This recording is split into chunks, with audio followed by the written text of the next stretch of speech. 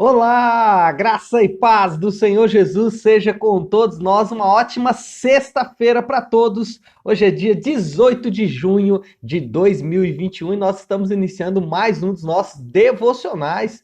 Uma grande bênção receber cada um dos irmãos, né, que sempre comparecem aí todas as manhãs para a gente conversar um pouquinho aqui sobre a palavra de Deus. E eu quero realmente incentivar você a ler os textos bíblicos, né? Nós normalmente fazemos aí a leitura de 3 capítulos por dia, 2 capítulos do livro de Reis. Nós estamos no livro de Reis, né?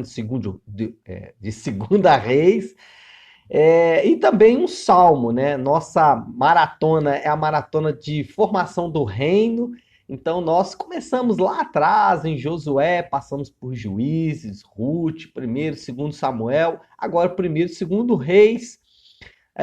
Vai ficar faltando os 2 livros de crônicas, mas os 2 livros de crônicas nós vamos ler lá no finalzinho do do Antigo Testamento, porque eles são uma espécie de resumo de toda a história. Mas já estamos preparando aí, porque assim que terminarmos aqui a leitura sobre o reino, queremos ler também Hebreus, né? Porque faz parte aí dessa história da nação de Israel.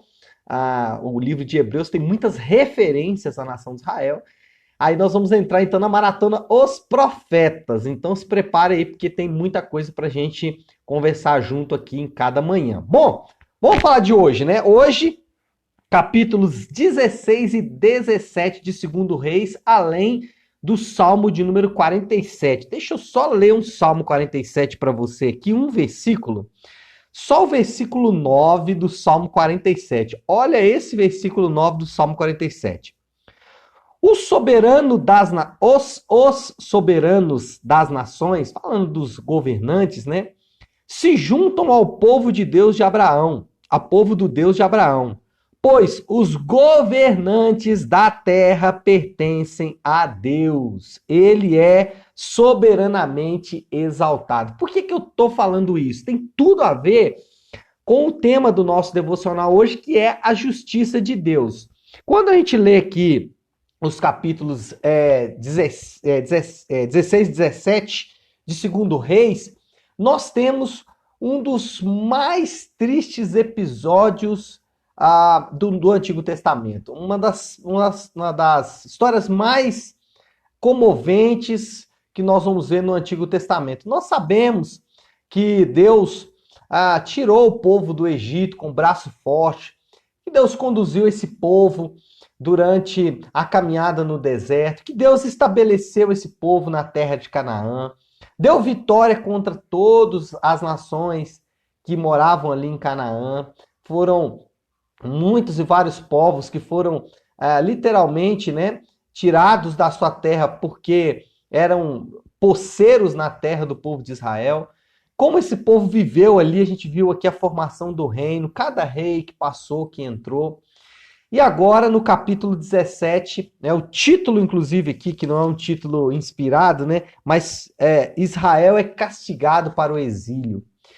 Depois de tudo isso, o que a gente tem é a história desse mesmo povo chamado, restaurado, curado por Deus, sendo levado como cativo para o exílio, sendo enviados de volta para uma terra de escravidão. É óbvio que houve várias tentativas de Deus por meio dos profetas. Deus enviou os seus profetas, Deus enviou profetas que foram muito usados por Deus na nação. Né? Só para lembrar aqui de alguns, né? Deus enviou Elias, Deus enviou Eliseu. Os que não estão aqui, mas nós vamos estudar eles, né? Deus enviou Oséias, Deus enviou Amós nesse período aqui. Alguns dizem que Jonas também foi nesse período. Enfim, qual é o ponto aqui? Que Deus tentou através dos profetas, Deus tentou através das reformas, né? Deus até enviou pragas e secas, né? As pragas, né? As doenças mortais, as secas que duravam anos e anos, todos esses eram sinais de Deus, eram como alguém disse no passado, né? Como megafones de Deus, né? Como formas de Deus gritar: olha, eu estou chamando vocês para um conserto, eu estou chamando vocês para vocês se consertarem comigo, mas o povo não quis, e aí, por fim, o Reino do Norte, né? Lembrando que o reino está dividido, né? Tem o Reino do Norte, que é a nação de Israel, chamado povo de Israel, e o Reino do Sul, chamado de Judá. Ponto é, o Reino do Norte, não o Reino do Sul, né? O Reino do Norte é levado, então, cativo pelos assírios. Deixa eu ler só aqui dois versículos para vocês, que vão exemplificar muito bem como terminou tudo isso. Versículo 18 do capítulo 17 diz assim: Então o Senhor indignou-se muito contra Israel e os expulsou da sua presença. Só a tribo de Judá escapou, mas nem ela obedeceu aos mandamentos do Senhor, o seu Deus. Seguiram os costumes que Israel havia introduzido. Por isso, o Senhor rejeitou todo o povo de Israel. Ele o afligiu e o entregou na mão de saqueadores até expulsá-lo de sua presença. Então, esse é o fim agora, nesse primeiro momento, da nação de Israel, e no futuro vai ser também da nação de Judá. Por quê? Porque eles desobedeceram ao Senhor, porque eles resolveram não andar nos caminhos do Senhor. Bom, o que nós aprendemos aqui, povo? E aqui esse texto às vezes causa muito desconforto em alguns crentes, né? Porque, nossa, como que é isso aí, né? A gente peca e Deus vai nos mandar para outra terra, né? Como é que funciona isso? Bom, aqui temos algumas boas lições que eu gostaria de falar sobre elas rapidamente. Primeiro, que é muito triste ver os efeitos do pecado e da desobediência a Deus. É muito triste. Eu não sei vocês, mas eu fico abalado emocionalmente, porque os efeitos do pecado são muito danosos, né? São muito tristes. E a gente sabe que estamos aqui sujeitos ao pecado também, estamos sujeitos a cometer também esses pecados, e aí a gente fica aflito, né? Fica ansioso, né? Por quê? Porque nós somos criados em um contexto de santidade. Lembra do Éden? No Éden não havia pecado, no Éden não havia maldição, no Éden não havia afastamento da presença de Deus. Pelo contrário, Deus vinha na viração do dia andar com o homem. Então nós somos criados em um contexto de santidade. Nós somos criados para viver nesse contexto, para habitar nesse contexto. Por isso que a oferta do milênio, por isso que a oferta da nova cidade de Deus de Apocalipse 22 é algo assim que enche o nosso coração de esperança. Por quê? Porque a beleza de um lugar onde o pecado não terá domínio mais, onde o pecado não vai influenciar, não vai exercer poder, é de fato algo muito lindo. Por quê? Porque nós somos criados para viver nesse lugar. E quando a gente vê os efeitos do pecado, e assim, gente, eu quero que vocês entendam que a nação de Israel não é que eles viviam numa miséria, num desastre todo o tempo, não. Eles tinham prosperidade, eles ganhavam certas guerras, né? Eles viviam como se a vida fosse, deixa a vida me levar, como nós vivemos às vezes. Não, isso não tem importância não, né? Isso não faz mal não, né? É assim mesmo, né? Ah, não, Deus conhece meu coração, né? Eles viviam dessa forma, como muitos vivem nos dias de hoje, não só crentes, mas também pessoas que não servem ao Senhor. Tudo isso serve de alerta para mim e para você. E esse é o segundo ponto. É muito perigoso brincar com o pecado. É muito perigoso brincar com práticas, deliberadamente descumprindo os mandamentos de Deus, deliberadamente fazendo aquilo que é contrário à palavra de Deus. É muito perigoso isso, gente. Né? A gente vê isso às vezes na nossa própria vida, vê isso na vida de irmãos, e é importante que você leia esse texto como um alerta de Deus. É importante que eu leia, ao ler esse texto, nós possamos realmente meditar e ver isso como um alerta. Eu tenho uma frase, uma expressão que eu digo: é melhor brincar de roleta russa do que brincar com o pecado. E é fato isso, né? É menos perigoso brincar de roleta russa do que brincar com o pecado. O pecado, ele traz consequências muito graves. Por outro lado, Por outro lado, quando nós olhamos para Jesus, nós nos alegramos. Por quê? Porque nós sabemos que em Jesus nós somos o povo de Deus e que a obediência de Jesus trouxe bênção para o seu povo. Agora, nós nos lembramos, e além de nos alertar para tudo que eu falei anteriormente, a Bíblia também nos alerta que Jesus, ele veio para cumprir toda a lei. Jesus obedeceu toda a lei de Deus. Jesus, ele foi o cumpridor por excelência da aliança com Deus. Jesus foi aprovado por Deus. Esse é o meu filho amado em quem me comprazo. Toda a rejeição que Israel e Judá sofreu de Deus por causa dos seus pecados, Jesus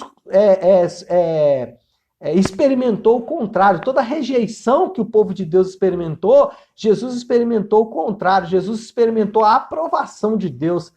Da boca de Pôncio Pilatos veio a sentença dada para Jesus, contrária à sentença de Israel, contrária à sentença de Judá. Da boca de Pôncio Pilatos veio a sentença dada sobre Jesus. Não vejo pecado nenhum nele, né? Não vejo nele crime algum, né? Não vejo nele condições de ser condenado. Então, essa é a boa mensagem do Evangelho. A boa mensagem do Evangelho é que em Jesus, a obediência de Jesus nos transforma em povo de Deus.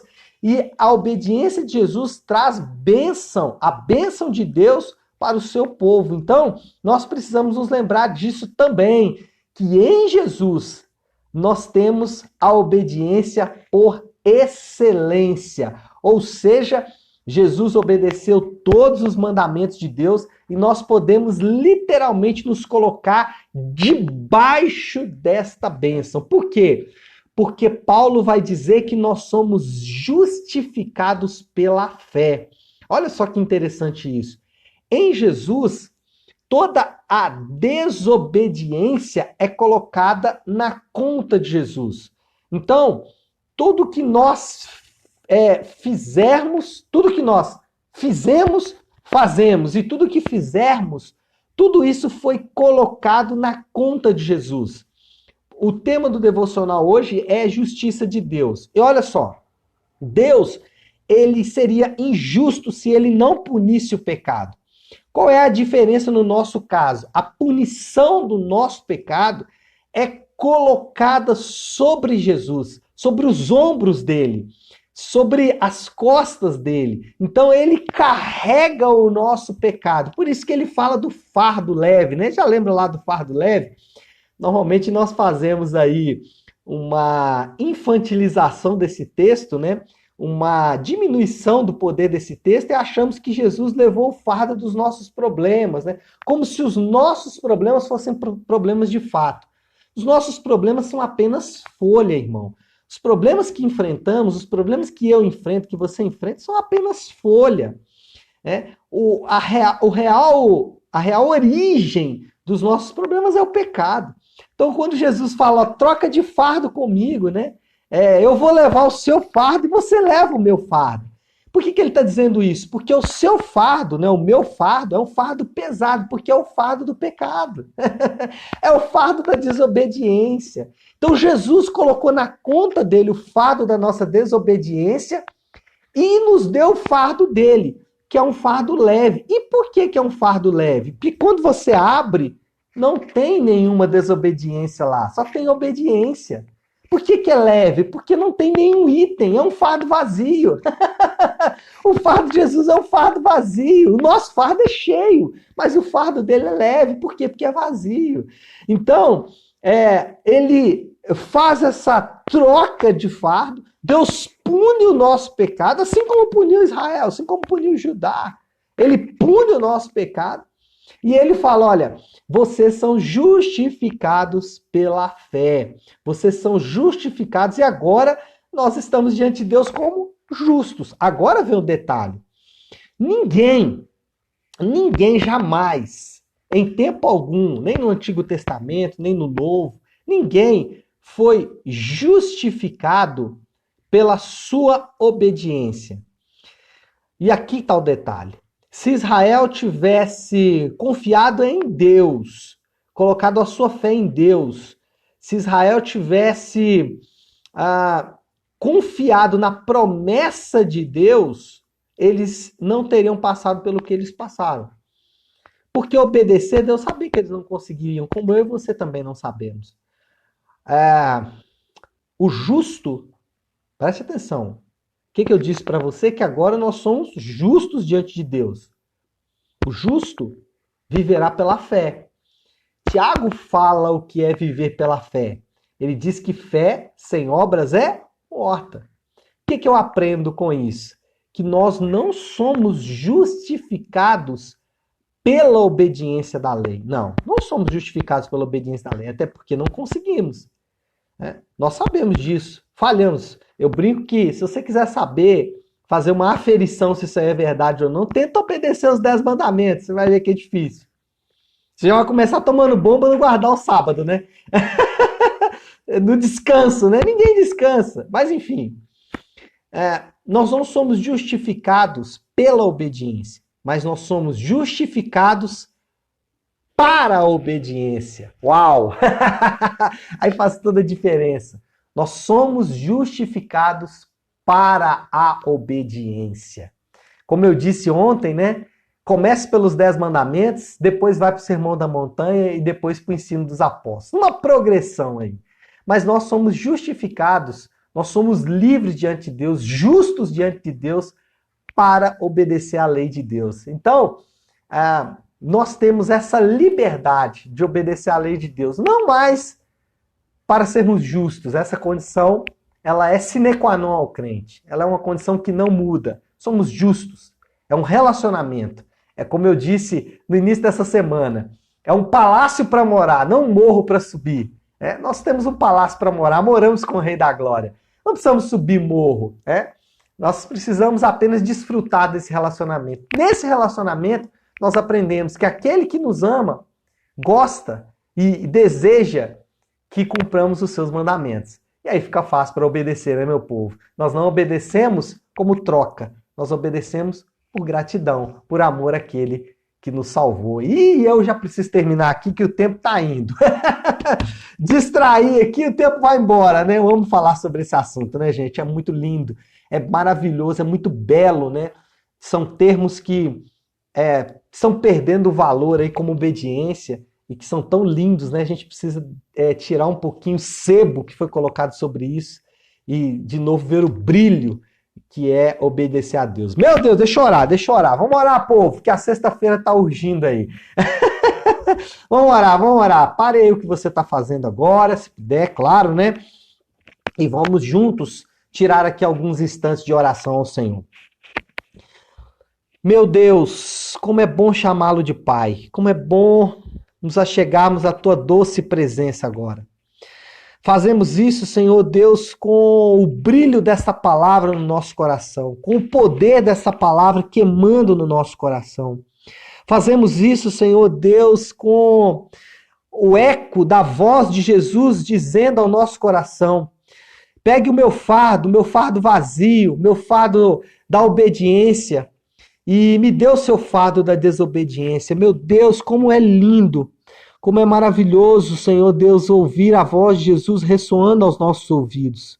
Senhor Deus, nós sabemos que a nossa performance ela é aquém da sua vontade.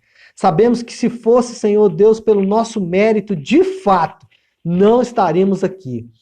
Nós pecamos, nós caímos, inconsequentemente caímos, pecamos repetidas vezes na mesma coisa. Os nossos vícios, as nossas mazelas, elas nos perseguem, a nossa natureza nos persegue, mas por outro lado, Senhor Deus, a habitação do Teu Espírito, essa habitação que nos aquece, que nos ajuda, que nos consola, que nos mostra o pecado, a justiça e o juízo e nos faz nos curvar em adoração e rendição. É por isso que estamos aqui nos rendendo, pedindo que o Senhor nos ajude a romper, Senhor Deus, a vencer, a superar cada dia, meu Deus. Obrigado por essa palavra tão preciosa para essa sexta-feira. Uma palavra tão doce, tão impressionante, tão incrível, Senhor Deus. E com esta palavra que nós vamos passar por esse dia, pedindo ao Senhor que cure os enfermos, que fortaleça aqueles que perderam entes queridos, que fortaleça aquele que precisa levar o pão para sua casa, Pai. Nós adoramos o teu nome, adoramos. Jesus, tu és o Deus amado e em teu nome nós oramos, em nome de Jesus. Amém, amém e amém. Amém, meu povo querido. Então é isso, né? Nós vamos ficando por aqui. Uma ótima, uma excelente sexta-feira para todos. Fiquem com Deus.